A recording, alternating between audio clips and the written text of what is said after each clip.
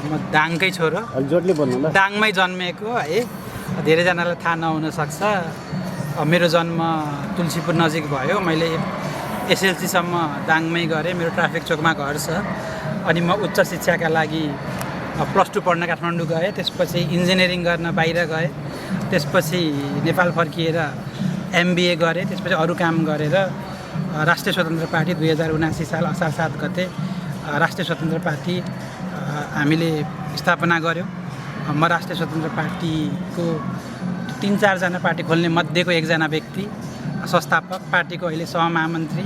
हजुरहरूलाई थाहा छ होला, आज जुन राष्ट्रिय स्वतन्त्र पार्टी भनेर हामी भन्छौँ, त्यो नामाकरण गर्ने व्यक्ति, घन्टी चुनाव चिन्ह छान्ने व्यक्ति, निलो कलर छान्ने व्यक्ति, पार्टीको स्थापना कालदेखि वाचापत्र लेख्ने व्यक्तिदेखि लिएर पार्टीको जति पनि चुनावी क्याम्पेनहरू छ स्थापनादेखि सबै गर्ने व्यक्ति।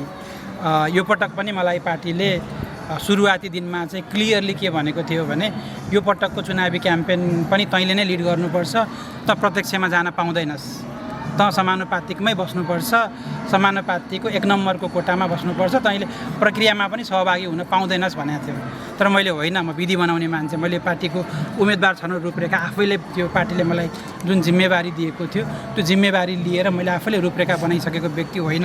चोर बाटोबाट त म सांसद बन्दिनँ भनेर त्यो उम्मेदवार छनौट समितिको संयोजकबाट राजीनामा दिएर अरू साधारण सदस्य जस्तै प्रक्रियामा सहभागी भएर सबैभन्दा बढी अब्बल मार्क्स लिएर म समानुपातिकको 1 नम्बरको खसारेमा 1 नम्बरमा सांसदमा बन्द सूचीमा गएको व्यक्ति। तर के लाग्यो भने यो पटक म यदि दाङ जिल्लामा आएर प्रत्यक्ष लडिनँ भने यो मेरो पार्टीप्रति पनि अन्याय हुन्छ, म जन्मेको ठाउँप्रति पनि अन्याय हुन्छ, जेनजी मुभमेन्टप्रति पनि अन्याय हुन्छ। त्यसैले मान्छेहरू सांसद पदका लागि मरिहत्या गर्छन्, म हातमा आएको सांसद पद छोडेर आफ्नो जन्मभूमिमा म जनताबाट अनुमोदित भएर आउँछु भनेर चाहिँ उम्मेदवारी दिन आफू जन्मेको, आफू हुर्केको ठाउँमा आएको। तपाईँको एजेन्डाहरू के छन्?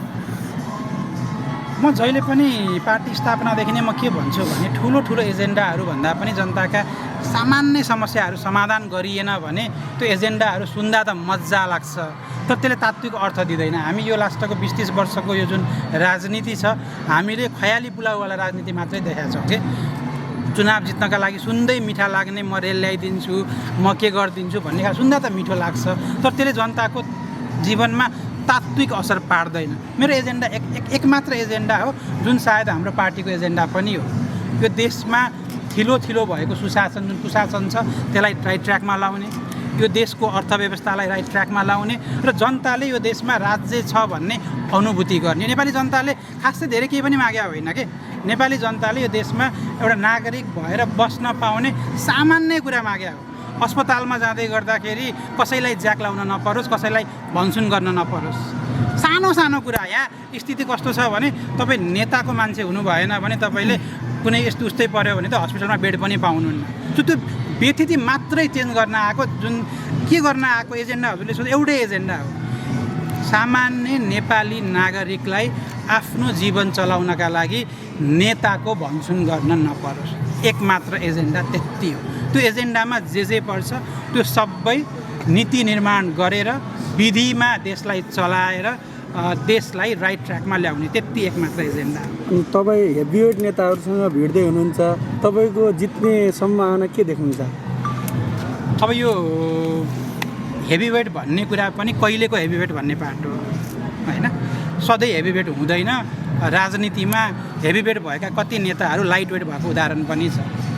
23-24 भन्दा अगाडि नेपालमा जति पनि हेभिवेट थिए त्यो हेभिवेटको गति के भयो भन्ने कुरा हामीले देखाएको छौँ। सो मेरो लडाइँ हेभिवेट नेताहरूसँग भन्दा पनि व्यक्ति विरुद्धको लडाइँ हो। म कुनै व्यक्ति विरुद्ध, कुनै एउटा नेता विरुद्ध भन्दा पनि जे कारणले यो देश आज हरिगति भयो त्यसका सबै कारक तत्त्वहरू विरुद्ध चाहिँ देशैभरि ठुला पार्टीका नेताहरूले चाहिँ ठुला तपाईँले भनेका जस्ता सोकल हेभिवेट नेताहरूसँग लड्नुपर्छ भन्ने मान्यतामा म मेरो कर्मभूमि, जन्मभूमि दाङ आइपुगेर लड्दैछु।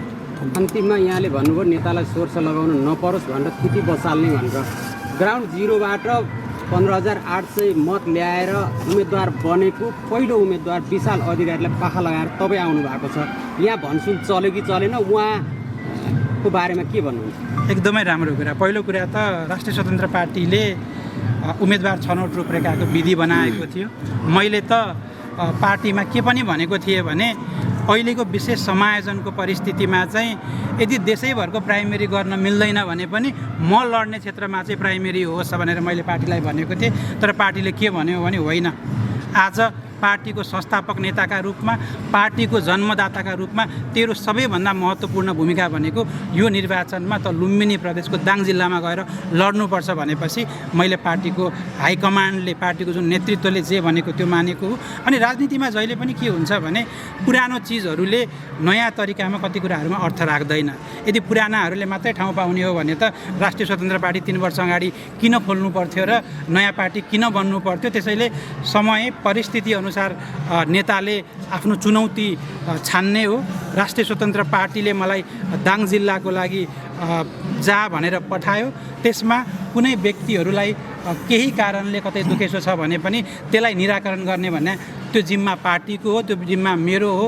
किनकि नेताले सबैजनालाई समेटेर लैजानुपर्छ।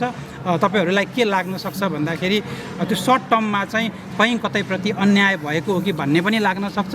तर राष्ट्रिय स्वतन्त्र पार्टी अन्याय गर्न जन्मेकै पार्टी नै होइन भनेपछि राष्ट्रिय स्वतन्त्र पार्टीमा योगदान दिने सबैजना साथीहरूको कदर हुन्छ। यो मेरो तपाईँहरू मार्फत सबैजनालाई प्रतिबद्धता पनि भयो। र तपाईँले यहाँ दाङ क्षेत्र नम्बर 2 को कुरा गर्दै गर्दाखेरि यो समायोजनका कारणले, अन्य कुराहरूको कारणले देशभरमा सङ्गठनमा जोडिएका कतिजना साथीहरूले यो पटक उम्मेदवारी दिन पाउनु भएको छैन। तर के बुझ्नुपर्छ भने व्यक्तिभन्दा ठुलो पार्टी, पार्टीभन्दा ठुलो देश हो। र देशको परिस्थितिमा त्यो तत्कालीन परिस्थितिमा पार्टीलाई जे सही लाग्छ त्यो निर्णयहरू पार्टीका सबै सदस्यहरूले गर्नुपर्छ।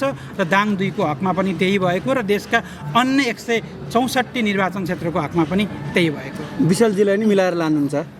विशालजीलाई पनि होइन, राष्ट्रिय स्वतन्त्र पार्टीका हरेक व्यक्ति र राष्ट्रिय स्वतन्त्र पार्टीमा नअटाएका अन्य व्यक्तिहरूलाई पनि मिलाएर लाने हो। अबको एउटै पार्टी राष्ट्रिय स्वतन्त्र पार्टी हो भने जुन पार्टीको छाती त्यति विशाल छ त्यो पार्टीमा विशाल किन अट्दैन, त्यो पार्टीमा अनन्त किन अट्दैन, त्यो पार्टीमा असीम किन अट्दैन, त्यो पार्टीमा सुशील किन अट्दैन? सबैजना अट्छ नि।